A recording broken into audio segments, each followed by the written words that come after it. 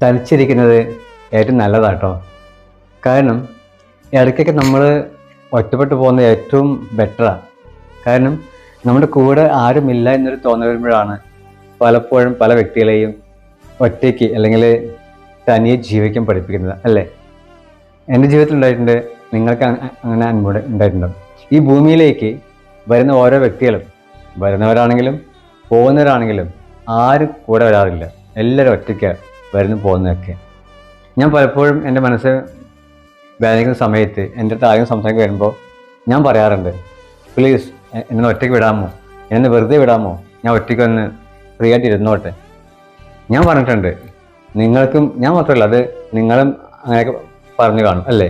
എന്നെ ഒറ്റയ്ക്ക് വിടാമോ, എന്നെ വെറുതെ വിടാമോ, ഞാൻ ഒന്ന് തനി ഇരുന്നോട്ടെ, എൻ്റെ മനസ്സിന് ശാന്തമാകാൻ ഞാൻ ഒറ്റയ്ക്ക് ഇരുന്നോട്ടെ എന്നൊക്കെ പല വ്യക്തികളും പറഞ്ഞു കാണും, അല്ലേ?